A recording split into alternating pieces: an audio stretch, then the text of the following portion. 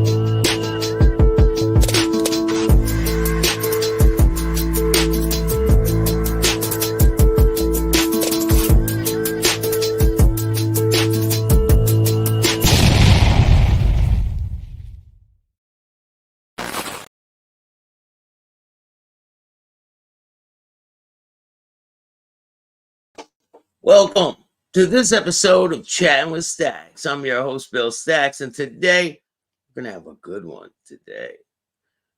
We're going to have ourselves some merry little Snitchmas today. Before we get started, make sure you guys hit the like, subscribe, and notification bell so you can get my videos every time they drop. Stu calls me the same time every single day. Or whatever. What's going on with everyone out there? I appreciate you guys taking the time to watch this show. Kev, what's going on? I'm early for the change. Yaz, how are you? John Wayne Gacy's boyfriend. What's good? Nico, what's going on? So today, we're going to talk about Mr. Aletto. Aletto is the biggest gangster since Lucky Luciano, and he was involved in every major mob, anything that was facilitated, he was definitely a part of, you know? These guys, and watch this, Vlad doesn't even know how to pronounce his name. You guys ready for this? Hit the like button. We have John Elite in the house. Oh, first mistake, Vlad. You mispronounced his name. Former enforcer and hitman for the Gotti and Gambino crime family. Listen, people who were hitmen or worked for the mob, if someone were to say that, they would correct them. No, I'm not a hitman. But watch what he says. We have John Elite in the house. Former enforcer and hitman for the Gotti and Gambino crime family. How are you? Is that a fair description of your former life? Yeah.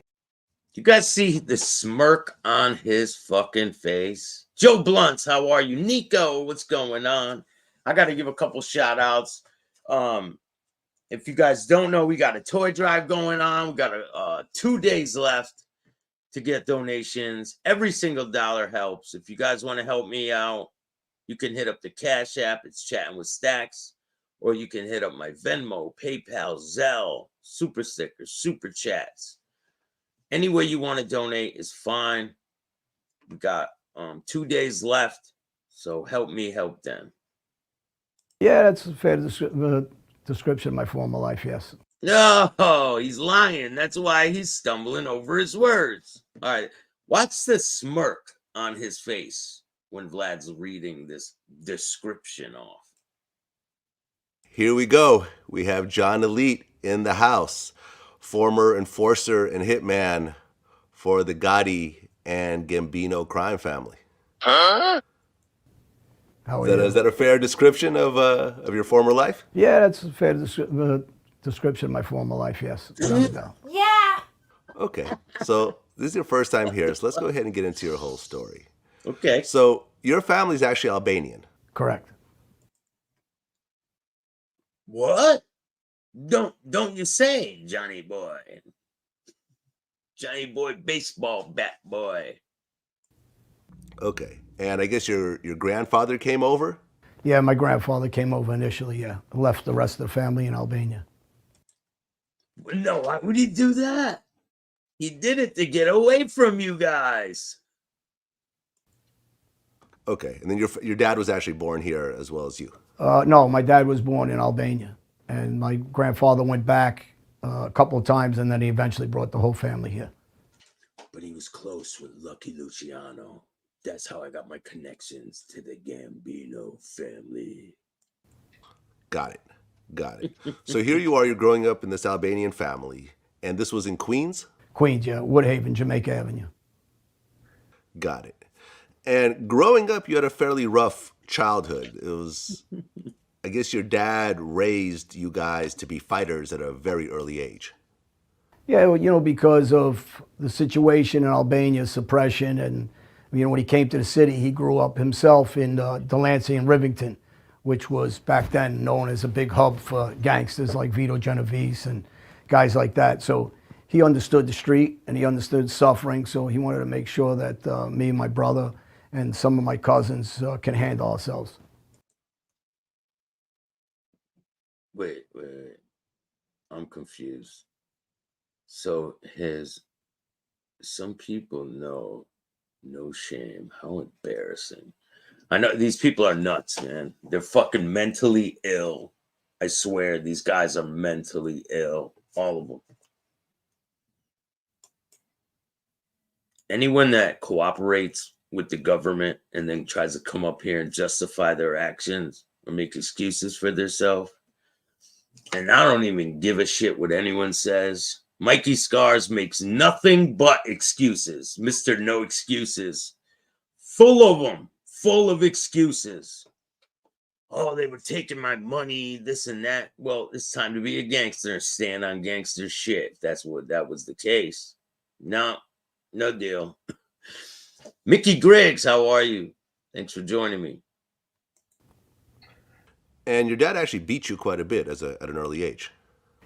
He wasn't, you know, these days it depends on what you say. Like growing up when he was hitting us, it was a normal thing for families and parents to hit their kids. So I had a close relationship with my father. I never looked at it as he was an abuser. Like, you know, these days they say they're abuser if you slap their hand. So he was, did you hear him? He was really close with his dad. He wanted him not to suffer like he did. But he knew he was getting involved with the gangster lifestyle. Don't you say, Johnny boy. Come on.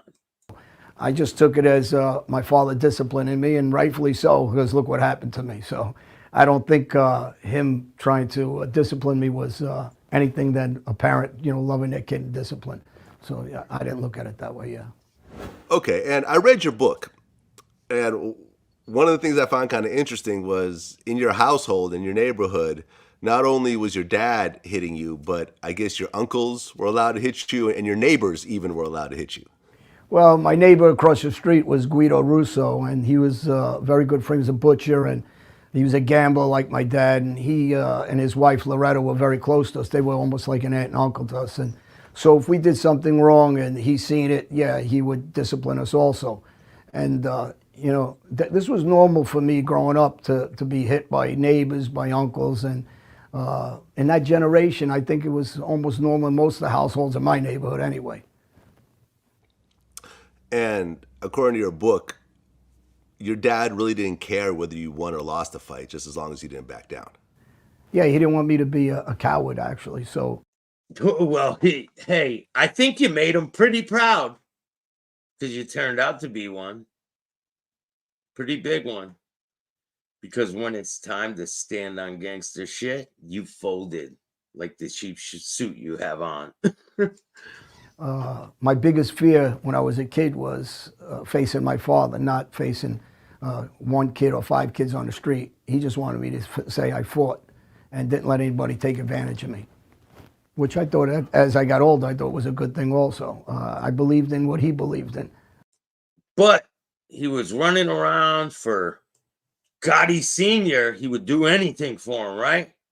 He said he would lay his life down, but you couldn't keep your mouth shut, right? Kind of. Well, here you are growing up in this household, and you know the Lewis, violence how are starts you? early Happy on. holidays. But in the beginning, it's just, you know, fists and slaps and stuff like that. And at one point, it actually starts to escalate into stabbings and baseball bats and so forth. So at what point were weapons used in your first encounter? Well, me personally using weapons, my friends would the situation in my life was everybody was Gerbo, violent. what's up? Between my uncles, my father, the people that were around, gangsters, and then my friends were all violent. So I think I was a little behind the starting point of most of my friends. So I think I watched a lot of my friends on the street using guns, knives, and bats from 12 years on up. Believe it, very young age. These guys were in Spofford, and they were in the rehabilitation places and in and out of juvie. And Listen, if I saw a 12-year-old coming at me with a bat, I'd just grab that shit, rip it right out of his fucking hands. Ain't no 12-year-old coming to baseball batting anyone. But let's hear the bullshit. Let's hear it. Mr. Superman over here, he had a cape on, even at 12. he was a little nicer kid, a little slow behind the mark of the rest of the guys. But I guess the first time I actually jumped in and used a bat or something like that was probably about 15 years old, 16 even, I don't know, something like that. Okay, so 15, 16 years Salvatore, old, you what's get into a good, fight man? and you pull out a baseball bat. Mustang Mike, how are you? We got Gerbo in the building. I don't know if it was just, no, it was never a one-on-one thing pulling out a bat, no. So if it was pulling out a bat, it was either group thing of guys fighting and you're using a bat more as a defense thing, and I learned to be very aggressive with it. So then I started baseball batting everybody. You guys will see he'll go down the list. This is the famous video. Yes, I did. Yes, I did. In other words, if I want to pull a bat, and the same later on in years, if I'm going to pull a knife or a gun, I'm going to use it. It wasn't just to pull it to scare somebody. I didn't have that mentality. I have the mentality to be aggressive. Well, the first time you hit someone with a bat, how did you react afterwards?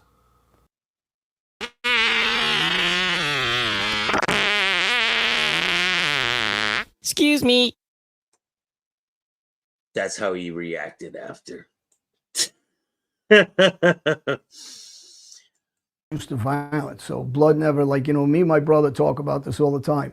You know, we're 3, 4 years old. You know, most kids, when they're bleeding, they're crying for their mother. We were just used to getting bloodied up. I mean, me and my brother are still that way. You know, at this age, we're aggressive with our mouths. We're aggressive with weapons. We're aggressive. He's aggressive with his mouth. You see it. Catch it there, Johnny. Catch it.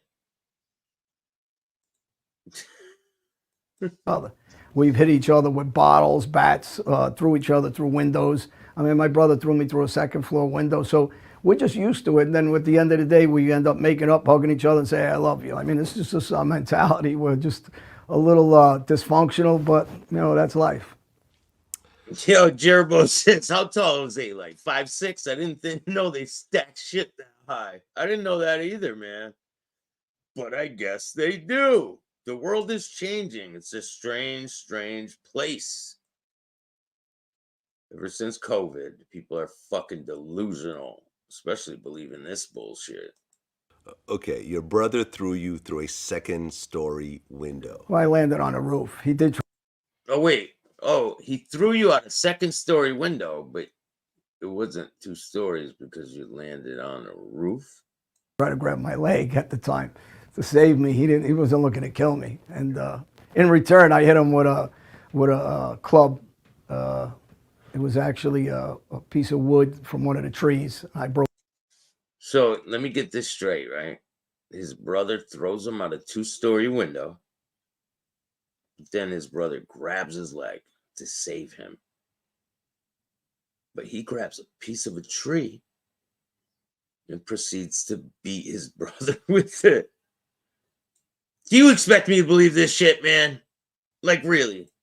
Like, I don't know who the fuck you're telling these stories to, but it sounds like a bunch of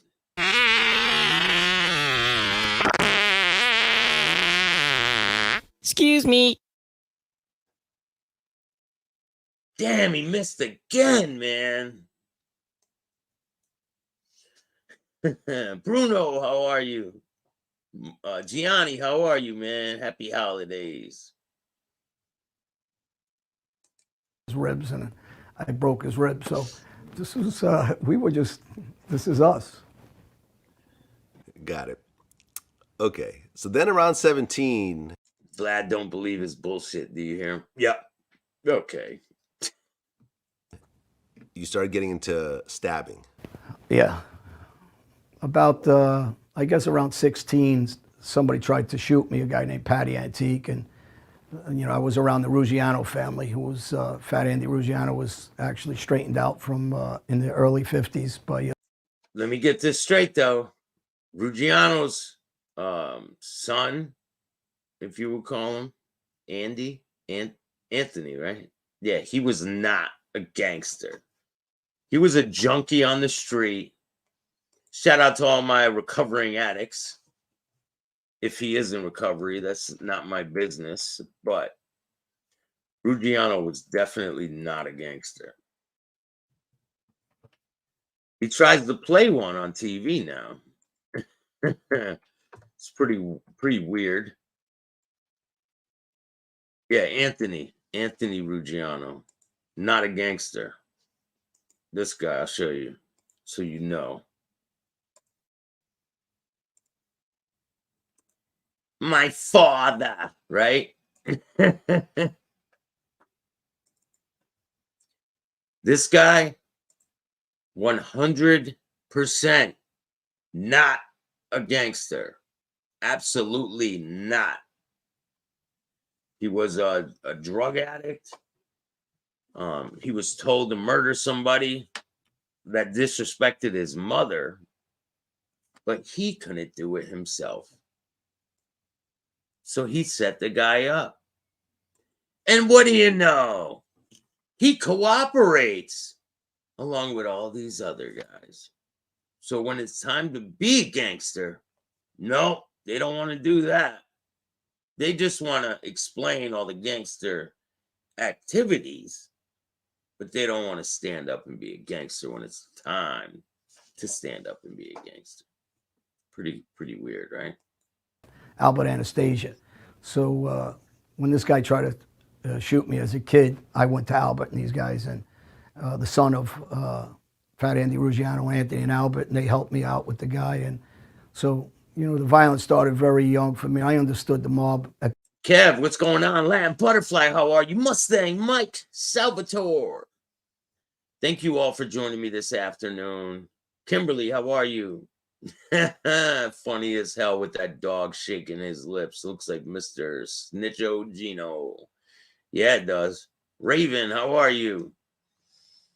Remember, we got the toy drive going. We got a couple days left. If you guys want to help me out, hit up the Cash App at Chattin with Staxx, or you can hit up Venmo, PayPal, Super Sticker, Super Chats. I'll leave a link in the description. And we're trying to have these kids have a good Christmas this year. Regardless, I'm gonna make it happen. So we got some donations so far. We just we need a little more, and then we'll be all right. So if you guys want to help me, help them. Let's get back to the content. At this point, pretty well. Okay, and you got stabbed yourself. I got stabbed up, batted, hit by a car, piped. I've been through the mill, shot in the upper thigh years later, but yeah. Okay, but Piped? He got piped? How do you get piped?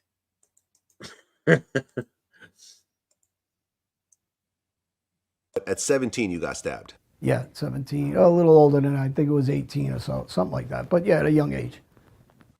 Let's hear the bullshit there, Johnny boy. Okay, and you were in the hospital for a while over that. I was in and out of the hospital about 3 or 4 times that year over me being stabbed. I was stabbed at the same time. I got my jaw broke. I broke my arm. They were piping me and batting me also, hit me with a car. So Piping me. Yo, piping is what you do to your girlfriend, right? So what's he talking about? Fucking weird. People, after they get stabbed, they say, okay, I think I have had enough of this. I'm going to go do something else. But you did not. You got no, my piped, mentality alright. again was not to be a quitter and to be aggressive. So probably after about, I was in intensive care on and off. I was having complications. Watch this. Watch this. Superman here pulls the tubes out in the hospital to go get his revenge. Watch this. Fucking crazy. When I got out of intensive care, I pulled all the tubes out. I had a friend of mine, Mark Caputo, that stayed with us, pick me up and take me out in a wheelchair. We went out a side entrance, and I went to go shoot one of the guys that stabbed me up. So, and then I almost died from pulling out those tubes. And the doctor at the time, obviously, wasn't happy, threatened me if I ever did that again, he wouldn't bring me back into a hospital. Oh, because you're going to need it in the future, because you got plenty of pipings and baseball battings. Don't worry, your future's full of them, right, Johnny boy? You might as well start making a payment plan at the hospital, and then you can take a wambulance ride with your jerk off lover over there in Pennsylvania. I got a broken nose. I'm going to take a wambulance ride. Really wild shit. Latin Butterfly says, I'm sorry, but these interviews are humiliating these guys. Hey, I didn't do the interview with them. They did it on their own. I'm just pointing out the obvious. So we're just going to have some fun with this. And remember, I'm not a gangster. I'm not in the streets like that. I'm not, none of that. I'm not claiming to be this tough guy. I am just pointing out the obvious. That's it. I don't wish ill will on these guys. I don't wish them to go to prison or to get hurt. So let's just make that clear before we move further. All right, back to the content. Okay, was that the first time you shot at somebody? Nah, at this point, No, the first time I was 2. The second time I was 2 3/4. already involved in shootings, with either as a driver or a guy that was shooting guys. Over the years, I just kept shooting guys as things went on. That's either not for what he business or asked you, personal. bro. That's Okay, not and what you he grew up asked around him. the Gambino crime. Do you know what he does? He deflects. That's basically his whole strategy. Deflect. I'm gonna deflect. Staxx, you are so funny the way you break the stones of all these so-called gangsters. My her husband turned me on to your show. I love it. Thank you. I appreciate that. Tell your husband I said thank you. Happy holidays. Where else can you say, yo, this dude's this guy, he turned his wife on to my show? where else can you say shit like that? Only over here on Chattin with Staxx. Bro, I lived in York, PA. It's such an absolute shithole with a bunch of snakes. FBI informant belongs there. And I know how he ended up there. I'm sure you do. We don't waste our time over here on them type of losers. If you guys didn't know, we're about to hit 8,000 subscribers. I think it's coming today. We are almost there. We need like 15 more people, and we got 8,000 subscribers. It's been a great road, and we're just getting started. So the content's going to be pumping out left and right. Family. Correct. And I guess Fat Andy, who was a capo for the Gambinos, he ran the area that you lived in. He was a boss in our neighborhood, and at the same time, just coincidentally, my father's guy was Charlie Luciano, who we call Blackie, who was a Here we go with the bullshit. Gambino made guy at the time from Jersey faction that my uncle and my His name's FBI, Jervo. His name's FBI over here. You mean the Wambulance rider? father are involved with. So it happened to be the same crew, and so I was around the Gambino family since a baby through my parents, my father and my uncle, and then later on through Fat Andy Ruggiano, yeah. Lies. Straight up lies. This guy was not around the Gambino family like that. And trust me, eventually they would regret having this fucking guy around at all. They would totally regret it. I mean, just to put Oh shit, we got $49.99 for the toy drive. Thank you for that, man. I really appreciate it. That's gonna help tremendously. Really, man, that's a great thing what you did. Oh, my bad. It's all good, man. But his name is FBI informant over here. That guy gets no clout from us. in perspective, according to articles and so forth, the Gambino crime family at the time was the wealthiest and most powerful crime syndicate in the world. But John A. wouldn't know. He would not know any of this information because he was not privy to any of it. Ivan says match, people. So you know what that means. Ivan's one of the biggest supporters of the show. So you got to match, or I'll just end this fucking stream right now. No, thank you, man. I really appreciate that. It's really going to help. Remember, if you guys want to help out, hit up the Cash App at Chattin with Staxx. You can hit up Venmo, PayPal, Super Stickers, Super Chats. We got a toy drive going. I'm going to play some clips from last year's toy drive in a little bit. And that's it. Help me help them. Well, you know, as a kid, you don't know that, but you do know that you like and respect what you're seeing in the men that are around you as a kid. You know, I looked at them as my, you know, surrogate fathers, uncles, and stuff like that. And the Ruggiano family themselves were very good to me. Albert and Anthony, Fat Andy's son, and actually I have his nephew here with me today, Gene Borello. So, oh, we're gonna get a little snippet from Tonto himself. No, there he is. Hey, Gene, how you doing, buddy? What you been up to? Oh, is that right? Come on, Gene. You don't want to go back to prison. You want to go sell hot dogs and sausages. Nope. He wants to go back to prison. He made his mind up. you know, this family has been around with my family since I'm baby, and Gene's been around me since he was born. And Wait. He just said Gene's been around him since he was born? How come we didn't know this before? carries on from generations, I guess. We're brought down from generation to generation, involved in the street. His dad was Albanian. He had nothing to do with the Gambino family. Now, all of a sudden, he's generationally involved with the mafia.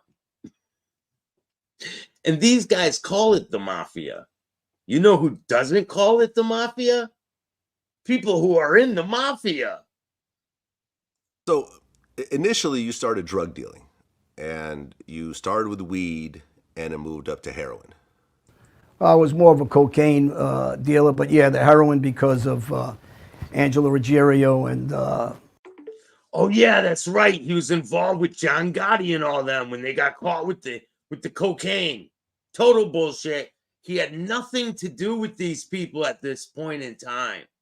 So all this shit he's spewing right here, all lies. at the time, DiGiorgio was a relative of Vicky Gotti Sr., John Gotti Sr.'s wife, and John Gotti asked, Angelo asked me to start moving heroin on a small. That's a fucking total lie. They would never ask John Jr.'s friend to go move heroin for them. It wasn't going to happen. I don't believe anything coming out of this guy's mouth. Total fucking bullshit. and I'll say it to your face.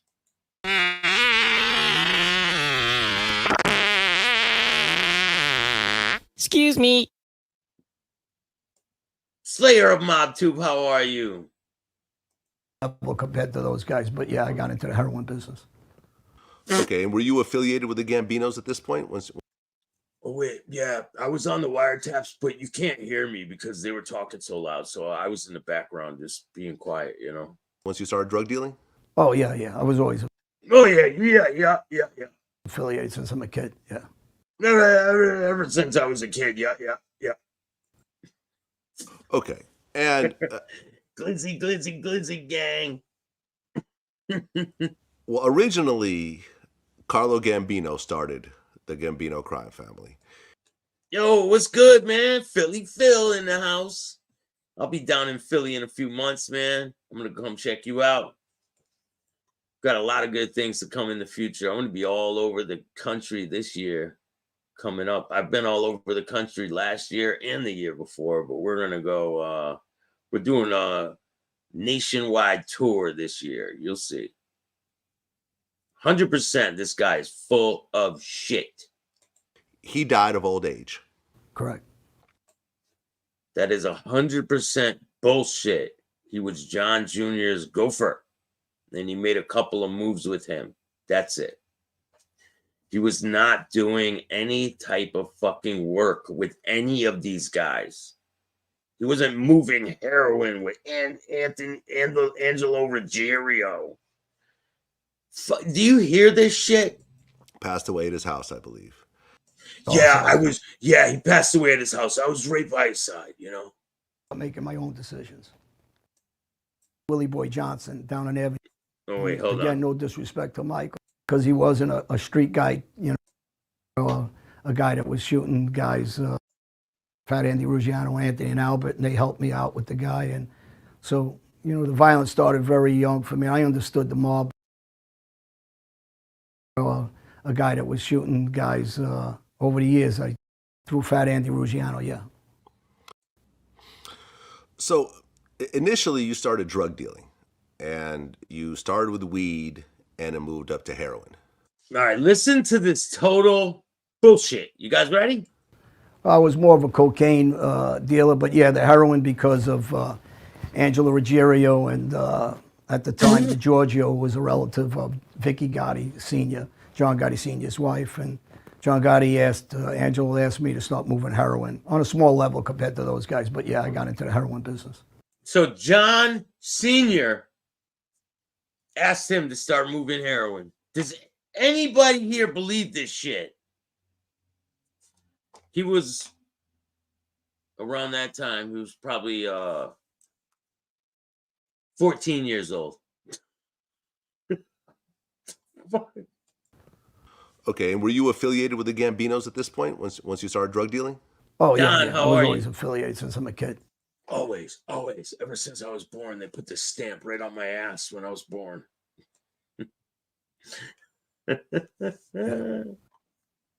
Okay, and well, originally, Carlo Gambino started the Gambino crime family. He died of old age. Correct. Passed away at his house, I believe. And Paul Castellano? Castellano. Paul Castellano. Castellano, sorry. So Paul Castellano, what the fuck, Vlad? a.k.a. Big Paul, he took over as the boss. And he was known as the Howard Hughes of the mob. Correct. Why that name? Because he was a big money maker. He was Carlo's brother-in-law, and a lot of people were against him becoming the boss because he wasn't a street guy, you know, per se. He was a money maker, not by his own hand, a tough guy, old school guy like Neil Della Croce, who was the underboss. And a lot of people bucked it. Me personally, over history, I thought it was a good decision. Money brings power, and I think Paul brought a lot of power to the Gambino family. I thought it was a good decision because ultimately it was your decision, right? Right, Johnny boy? It was yours and your decision alone to make Paul the boss. John had to ask you, right? Did he have to ask you permission to kill Paul? Because of the money. Did you have a relationship with him at all? No, I mean, I knew him, but I didn't have a relationship. I was too young. I was Here just we coming go. up when he became the boss. And so I was a Wait. kid still, you know. He was too young to know Paul Castellano, right? When he was coming up to be the boss, but he's selling drugs for them. He was too young to know them, but he's selling heroin for them. You can't make this shit up. Thank you so much for this. Thank you, Johnny boy. Back then, there was more structure, I think, in the mob than there is today. It was more you go to your guy, who your guy is, Andy. If I had to say anything past hello, if I saw Paul or Neil, that's all I get. I mean, you don't disrespect anybody, especially at that young age. You're intimidated to even try to go to them. But I knew better. I was raised around the mob, so I knew if I had to say anything or even wish them something, if somebody was born in their family or a wedding, you still ask your guy, which would be Fat Andy, can I step up to him and say congratulations? And you have to get your permission first. I mean, some of that structure and some of the rules have changed over the years, and I said this is what weakens the mob, in my opinion. Okay, so now you're affiliated with the Gambino crime family, but you're not actually a made man. No, I can't be. I'm Albanian. Right. But you start with a drug dealing, and at one point, This is his involvement with the Gambino family. He had a sleepover. This is it. Like, you can't just admit to who you really are. You have to play this fucking fantasy warrior and shit. you build up to about $1 million a month. Correct. Probably Yeah, it was $15.5 million a month. Yeah, fuck that.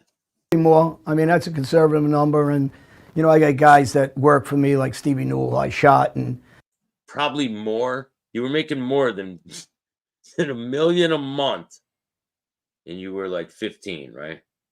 Anybody believe this shit? Anyone? I don't see anyone buying any of this shit. Anyone buying this shit? Right?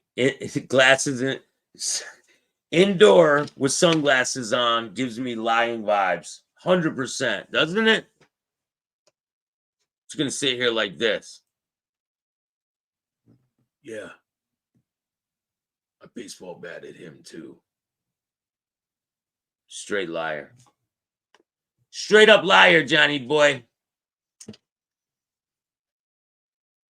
on, he was around with the Gaudis and during some of this nonsense that went on, and he says that I'm being too conservative with that number. And this is a guy that worked for me. He said, I think at the time, he was one of my lower level guys, and he was making 15, 20,000 a month. So I think that number is conservative for what we were doing, but for sure $1 million. Fucking liar. Okay. But $1 million, that's just the gross. How much were you bringing in a month in terms of profit? No, $1 million. No, $1 million in my pocket. $1 million. Let's hear the bullshit.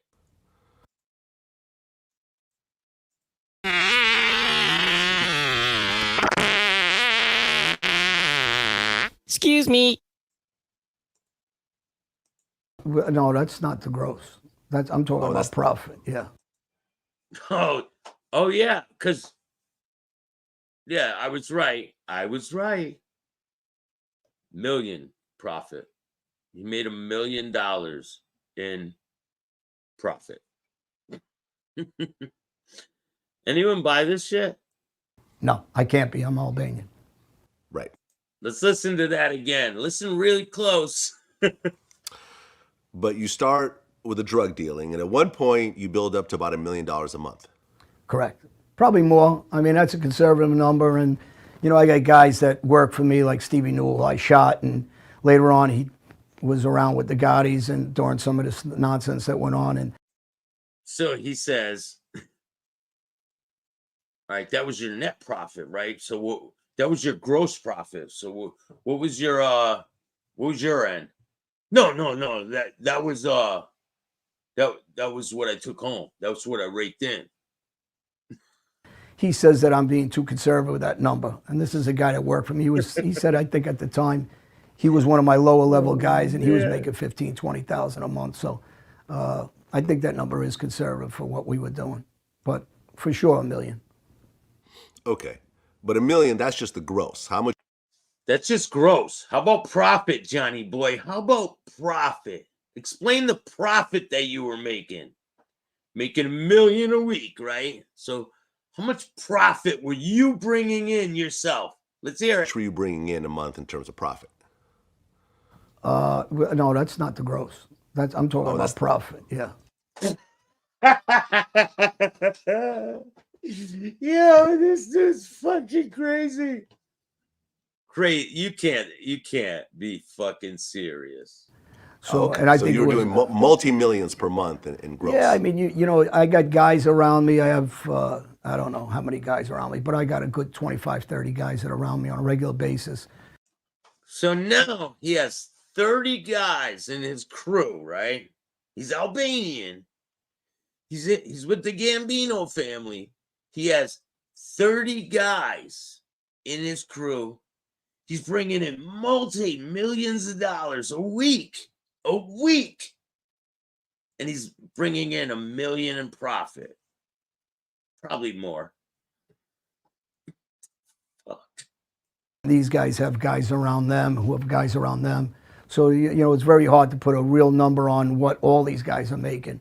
But, you know, we're running a major organization, not just for myself, but for the, you know, Gambino family.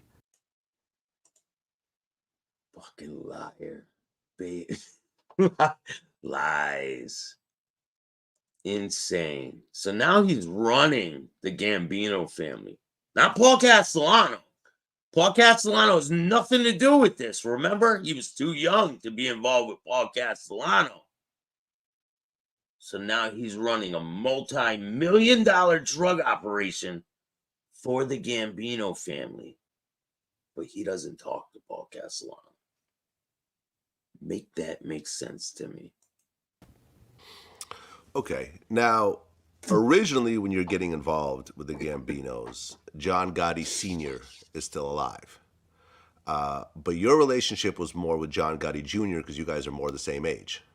Well, not really. I mean, my day-to-day is to, you know, we're all given guys, and the father would give me and Bobby Borriello at the time to John Gotti Jr.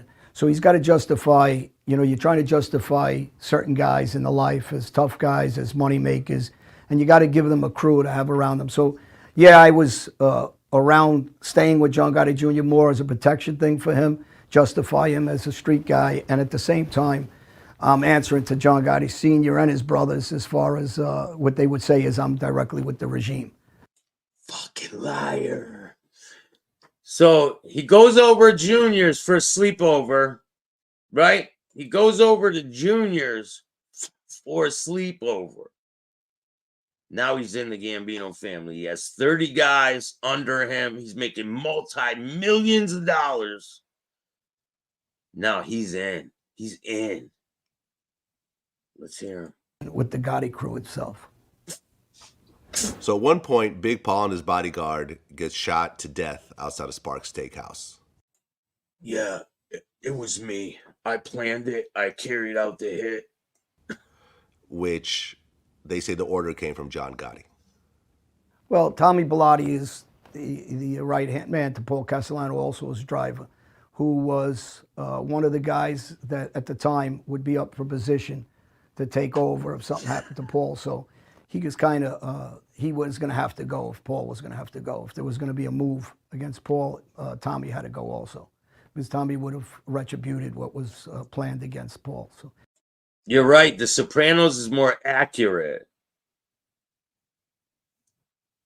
than this guy is with his real life accounts. Fucking crazy. Chicky says he was running John Gotti's his laundry. Yeah, he was 100%. His laundry to the dry cleaners. Look, they had a pillow fight, and now all of a sudden he has 30 guys around him. He's running a multi-million-dollar drug operation, but he doesn't have contact with Paul. Let's hear what happens when Paul gets killed.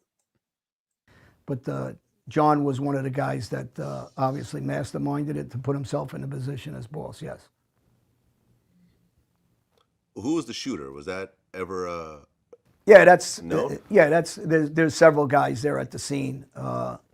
Johnny Cornelia's name's been popped up through different guys' conversations. Sammy Gravano, obviously on the scene, said that Johnny was one of the main shooters.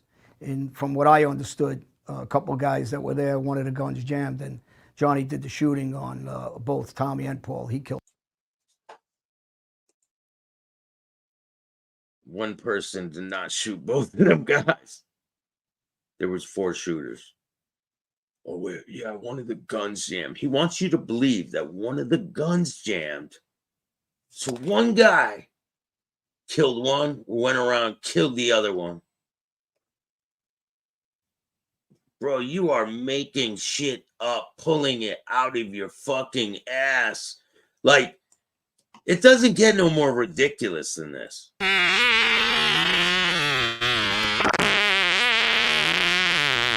Excuse me.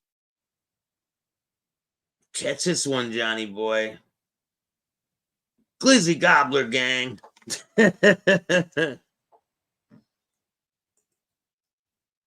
This is wild. Merry Christmas. I hope you guys are entertained. There was other guys at the scene. Tony Roach, Tony Rampino was one of the guys there.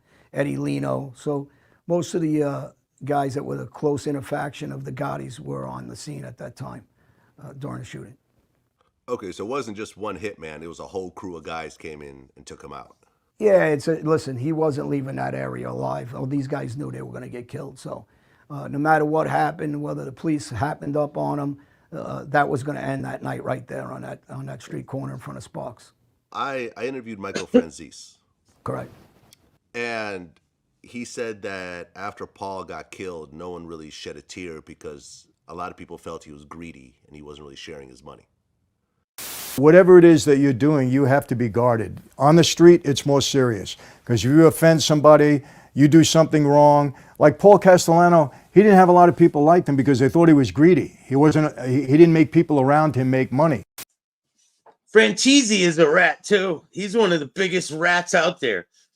The bad thing about him is he doesn't admit it. He likes to parade around like he's a stand-up guy. But guess what? We got his 302s. Ain't that right, Johnny boy? Do a dig for me, man. Come on. Johnny likes it. Well, you know, you're going to get different opinions of who liked Paul, who didn't. And again, no disrespect to Michael, but Michael wasn't part of our Brigada as far as the Gambino family. So neither were you, bro. Neither were you. You're talking about Michael wasn't a part of the Brigada. Neither were you, Johnny. You weren't part of the Gambino family. You had no dealings with these people like that. You weren't privy to Paul getting killed before or after. You probably had no clue who the fuck did it. Actually agreed with the hit of Paul Castellano within our family, and then you had people that disagreed with it, that kept silent because they didn't want to be hit also. So, you know, maybe verbally, some of the guys that Michael knew, he had a conversation with them and they thought Paul should get hit. I know Sammy agreed with that hit, that Paul should get hit. Yeah, Johnny Boy was in there sniffing Junior's fucking boxers when he slept over. That's about how close you were to fucking, that's about how close you came to Gotti Sr. You are a fucking weirdo, Johnny. I never agreed with that. I, personally don't think that was a good move ever, not because of where we stand today, but because of Paul Castellano was an intelligent man, and anywhere in life, money is power. So let me get this straight, Johnny. You opposed the Castellano hit, and you said, nah, let's not do that. Man, they should have listened to you, huh, John? Put the most money into the Gambino family. So by killing Paul, you kill your pocket. What do you mean, Johnny? You were raking in millions. They didn't need Paul anymore. They had you. You were raking millions a week. Fuck you need Paul for, right? Makes sense. In your pocket, you kill your influence over the other families, unions, and so forth. So, in my opinion, in retrospect, I think guys would think better of hitting Paul again if we went backwards in time. Right, but there was ultimately no retaliation against John Gotti for that murder. Well, no, there was attempts at retaliation against John Gotti, but not within our own family. That was Sammy killing Frankie DeChico. If you guys don't know, Sammy's the one that killed Frankie DeChico. He set it up with Gaspipe. Here's a picture of Sammy and Gaspipe a little bit before the bomb was planted under his car. Guess who took all Frankie DeChico's businesses? You guessed it, folks. Scammy the Bull. He grabbed up all his businesses. And he lies about a bunch of other shit, too. Like running up to Frankie DeChico and trying to pick him up. And his arm went right through his body. That was a cop that picked up Frankie DeChico. Not you, Scammy. Oh, wait. You are a cop, Scammy. So maybe you are telling the truth. Did you have your badge on when you picked him up? Were you cooperating around that time? Listen, inside John's head, John Aletto, this is what he sees. This is what John Aletto wants to see in his head when he thinks about the Gambino family. He wants to be Scammy the Bull. He wishes he was that guy. You'll never be that guy. Scammy's a piece of shit. And you're pretty much lower than that. Sammy the Bull killed an innocent kid. And you knew about that before you had dealings with Scammy. You were all hugged up on him, taking pictures. Remember that? Remember that, Aletto? Here, let me show the people just to remind them. Who else did that? Oh, yeah, Donkey Dominic. He did the same fucking thing. Because these people have no integrity. They don't stand for shit. And they never will. Anyone who has dealings with any of these people, you're trash. You need to get your fucking heads examined. Rest in peace to Alan Kaiser. Maybe they'll rip up Sammy the Bull's cooperation agreement for Christmas. It came from the Lucchese family with Anthony Gaspipe and Vic Amuso from the Lucchese family, and it came from the Genovese family at the time, the Chin Gigante and his guys and Bobby Manor. There was a lot of plots to kill Gotti, and some of our guys, yes, they did get killed after that hit. Bobby Borriello was one, Eddie Lino was one. Guys were hit after Frankie DeChico was blown up in a car. So there was retaliation from the other families. Ah, okay. I didn't know that. So John Gotti is now the boss. He didn't use bats. They were dildos. He got piped with dildos. Yo, this was his crew right here. This was Aletto's crew. Here's one of them. Here's another one. That's his fucking crew, the extent of them. Raking in millions. Millions, I tell you. Oh, that's the net, right? No, that's the bottom line. I didn't say that. I said that's the bottom line. That was before taxes. Of the Gambinos. And, you talked about this in your book. Before John, the mafia was very quiet, was very below the radar. And then John comes in and he's flashy. He's the Teflon Don. He's all over the newspapers. He's smiling and so. Let's hear how Mr. Aletto here saved the day. And he's the reason why John Gotti won his trials. Let's hear it straight from the horse's mouth. Did that bring a certain energy to the Gambino that wasn't the greatest?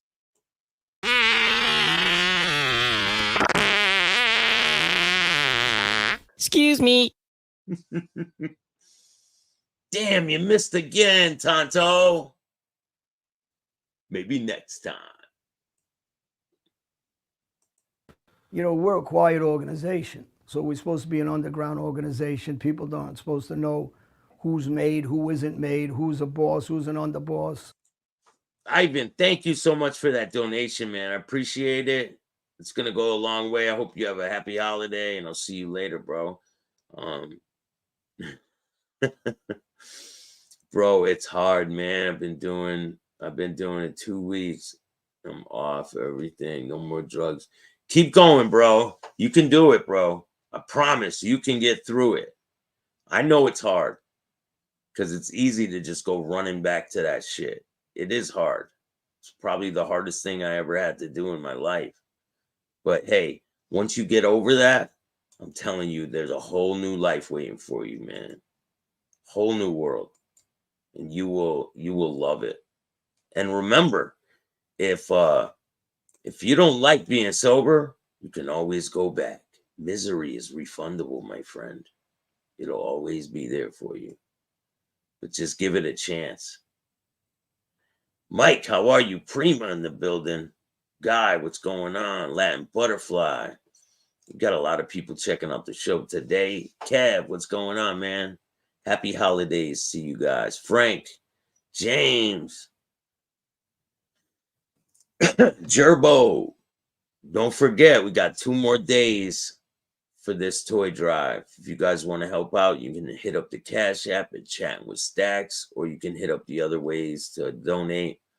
Links are in the description of this video. Every single dollar counts.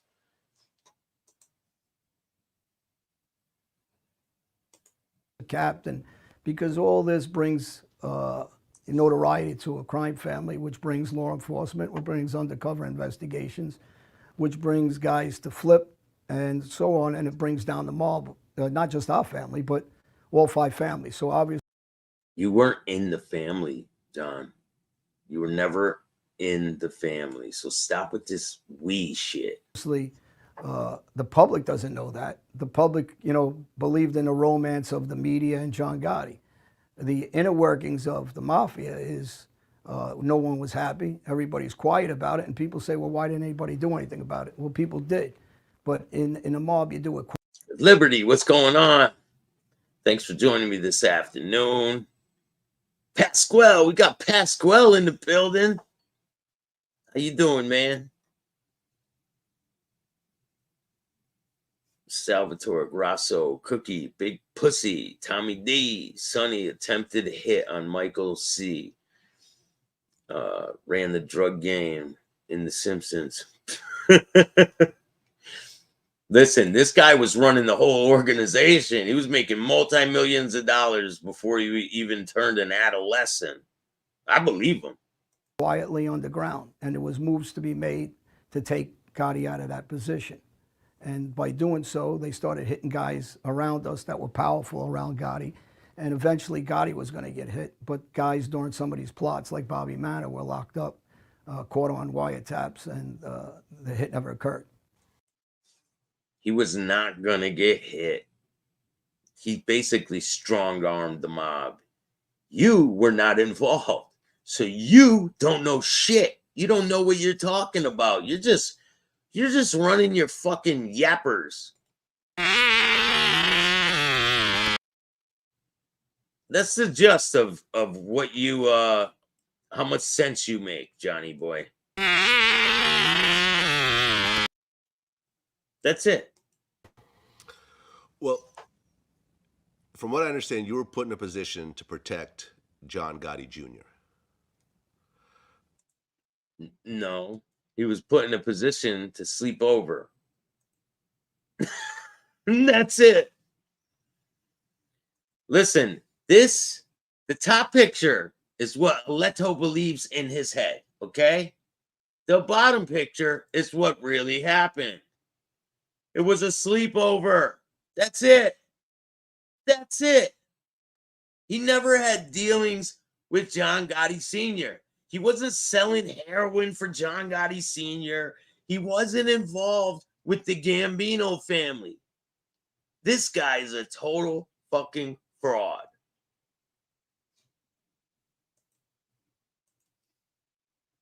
But you called him a spoiled brat as opposed to a gangster. Well, you know, over the years, I wasn't happy about some of his leadership. I think he was put in a position like a lot of people are because the father was where they were. It doesn't have to be gangsters. It could be in any position in the world. You know, you got fighters that come into the ring. You're not a fighter either.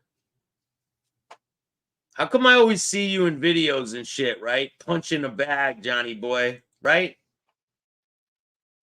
I always see you in videos, right? But I never seen you fight anyone. There's no, like, never, nothing. Why is that? Why? Same thing with your partner over there, Dick Lips. All he does is assault women. It's documented. Never fought a guy, ever. So you guys are so fucking tough. But you don't fight men. Pretty odd, isn't it? Aren't fighters like their fathers, like, you know, Joe Frazier, I'll use as an example. You know, his son was a fighter, but he was never at the, he couldn't fill the shoes of his father. John Gotti Jr. fell far from filling the shoes of his dad. Whether you like John Gotti Sr. as a leader or not, he definitely was a street guy. And you fell way the fuck. You fell out of the shoes. You fell way the fuck far away from your daddy's shoes, Johnny boy. He's definitely intelligent as far as coming to crime in the street and how to maneuver the public and maneuver his guys. Junior, on the other hand, you know, was a far cry from that. So I didn't respect him, no. And I didn't respect the fact that he met with the FBI. So that changed things for me dramatically.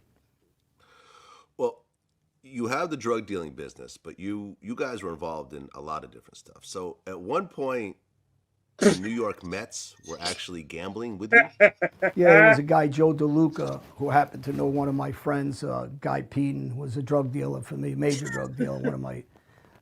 Forgive me for laughing, everyone. This is very serious stuff here. Major movers, and he introduced me to Joe DeLuca, who was the equipment manager for the New York Mets. And Joe brought a couple of the New York Mets to us. At the time, there was a club called Channel 80 out in Long Island, which we frequent all the time. You pull up with boats. The New York Mets, the '86 Mets particularly, hung out there. Joe Klecko from the Jets, Gastineau, these guys, we all hung out there. And we'd pull up with cigarette Salvatore boats. Grasso, at how that you time, doing, my friend? It's the '80s. Money was, cash was big back then. There was money all over, and we would spend it. They would spend it, and they would use us, and we would use them wherever we could. And one of the things they were doing was gambling with us through Joe DeLuca. Well, shout out to Ori Spado. I want to give a big shout out to Joseph P. Langdon and Free Jay Burton. Joseph P. Langdon's a great guy. He's got a show. Go check him out on YouTube. I think he's on Instagram and TikTok and all that shit too. Go check him out. I did an interview with him. Shout out to Lou Silver. All right, well, Joseph DeLuca, who's the assistant equipment manager for the Mets, he went into $34,000 of debt to you. Oh, he went a lot more than that, but at one time. To you, because you're multi-billion-dollar organization, right? Let's hear the bullshit. Time, I guess that's one of the figures you got, but he was gambling back in the '80s, hundreds of thousands that he wasn't capable of paying. At the time, the FBI, I guess they got their hands on a check from Keith Hernandez, and they posted it. I think it was the New York Daily News or the Post or one of the newspapers. He owed Gotti. He didn't owe you. Stop this fucking bullshit, man. Stop the charades, dude. For real. It's getting out of control. You were not Gotti's guy. You were not raking in millions for Gotti and shit. Oh, no, I wasn't raking in millions for Gotti. I was doing it for myself. They just let me operate. Got here. Proof of funds that were coming from Keith Hernandez. One of the guys, at the time, Dykstra was a big gambler. a drinker, and he got into some trouble. I mean, these guys were wild guys, no different than us. We were all young kids. They were young kids at the time. I liked Darryl Strawberry, Gooden, and I said this over the years. I know Pete Rose in those days got caught gambling. Not with you. None of these guys had dealings with you. So now all of a sudden, you guys believe this, right? You guys believe this shit? Now he's taking bets from the New York Yankees when they could have stepped right over his fucking head and went right to Gotti. So why would they deal with him when they could go right to the source? Something about your story ain't adding up there, Johnny boy. But the Mets never bet against themselves, not the guys that were gambling with us. They actually bet with themselves. So they bet other teams, but when they bet their games, they bet with themselves. They never bet against them. I don't think that any of these guys ever threw a game, in my opinion. They like got piped many, many times. I believe that too. He taught Darryl Strawberry how to gamble. He taught Darryl Strawberry how to hit home runs. I heard that too.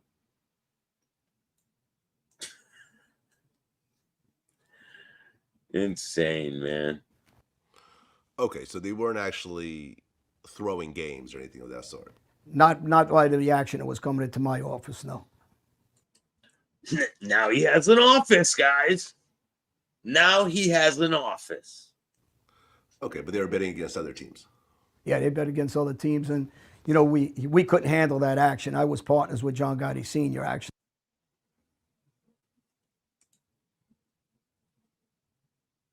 Do you hear that? Did you guys hear that?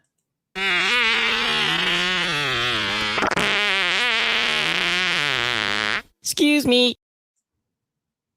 He was partners. You heard it there. He's partners with John Gotti Sr.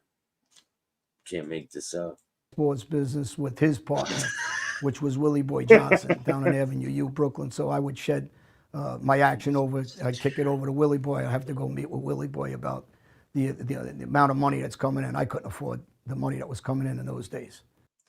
What do you mean, Johnny boy? You just said you had a multi-million-dollar operation. You just said you had a multi-million-dollar heroin operation. And you couldn't afford to take some bets, Johnny? Come on. And they put you with Willie Boy the Snitch Johnson? No. Say it ain't so. I guess it is true, huh?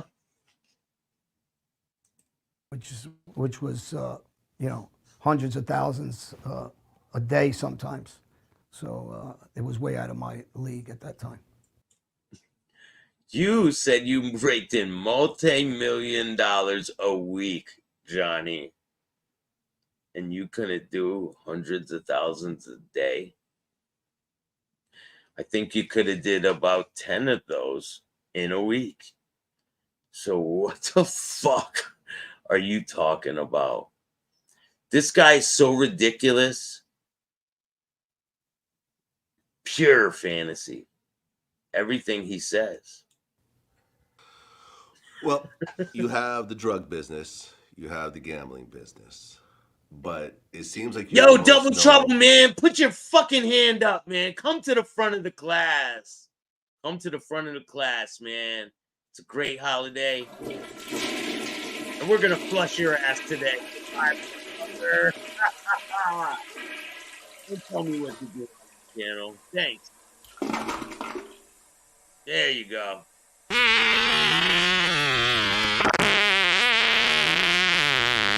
Excuse me. I'll play it 1,000,000 times if I feel like it. Thanks for watching. For the shootings and the enforcement. Well, when a guy wants to, yeah, because it's not like people think in a mob you have a handful of shooters in each family. And it's not like, you know, people are just under the belief because they watch, I guess, television and movies. They think everybody's a shooter and a killer. And This guy watched way too many movies. Way too many. You beat me to it, Staxx. Hey, man, I know how to take out the trash. Quick, fast. Trusted to do that work. It's not really like that at all.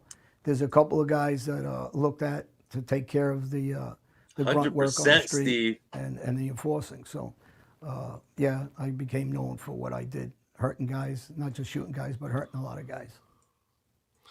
Right, and you said that John Gotti Sr. never actually shot anybody himself. He ordered people killed, but he never actually picked up a gun and shot anybody. Well, that's why I compare Paul Castellano with him. I said Paul Castellano had more guys hit than John Gotti Sr. in his reign as a boss.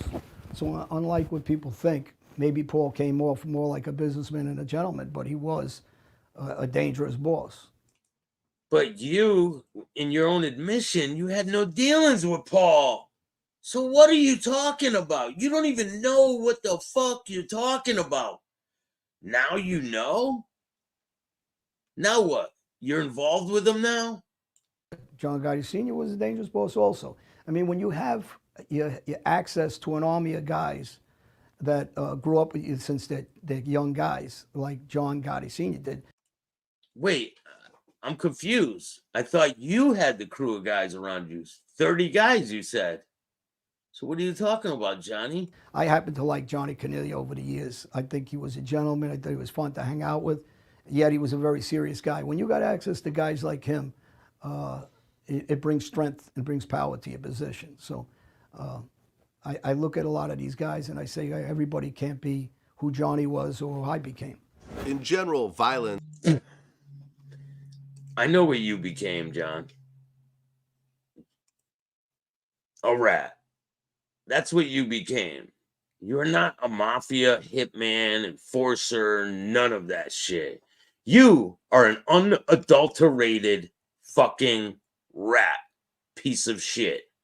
And now you want to steer kids in the wrong direction by boasting and bragging about all the violence you committed. I don't believe you. Make me believe you, Johnny. Brings unnecessary attention to a already criminal organization. In general, if there's a problem, someone owes you money, someone did you dirty or whatever, you want to talk the situation out before it gets violent. Correct. But at what point do you decide, okay, there's no more talking, now I either have to shoot or kill this guy or baseball bat him? Well, it depends on who's calling the orders on the shots. But if it's me and you're gambling with me, for say, and you beat me the first week out for $27,000, and the second week you put in action with me again, and you come up empty and you don't pay me anything, there isn't going to be much talking. I'm going to send somebody to see you and say, you just beat me last week, now you came up empty. You better have my money in a couple of days, we're going to hurt you. You're going to get hurt pretty quick, actually, for doing that. Now there's a guy that's gambling with me and he loses $30,000, but he's been betting with me for 6 months. He's always good with his money, and then he comes up empty. I send somebody and tell him, listen, you're a good guy. You've been gambling with me a long time. How much can you come up with up front? 5,000, say. All right, we're going to work the rest off for you. You can make payments until you clear it up. Don't bet with anybody else, and we're good. We're just going to pipe you until you pay it off. So Johnny's like, I'll take the piping. each situation carries, a different discipline, depending on what happened exactly. Now, if you got somebody who robs my office, and they hit my office and they rob whatever's there, whether it's $2 or $100,000, when we catch you, we're going to hurt you real bad. What, Johnny? So if someone robs your office, well, you're making all this money, you're not going to kill them? You're just going to hurt them real bad? Give them a warning? Is that what you're telling me? John Gotti's just going to let him go, right? Because you're intertwined with John Gotti. So someone robs John Gotti's office. Oh, wait, no, it's your office. You are trying to live other people's lives. And it's painfully obvious. You want all the accolades, but you don't want to admit that you're a fucking no good rat piece of shit. And that's all you'll ever be. But it's okay, because I got these videos to point that out. Hope you guys like this content today. If you do, hit the like, subscribe, and notification bell so you can get my videos every time they drop. We got a lot more videos coming. I'm going to be dropping like 4 videos today. Randy Couture is coming up. Christine Faria. Pat Militich. There's a whole bunch. Stay tuned. Ori Spado is at 10 p.m. And I'm going to go live tonight, and we're going to do a little Christmas thing. So if you guys want to help me towards a toy drive, you can hit up my Cash App, Chattin with Staxx, or you can hit up Venmo, PayPal, Super Stickers, Super Chats, all that good shit. And I appreciate every single dollar. Even a dollar helps. It goes a long way. You guys are all great. And Merry Christmas.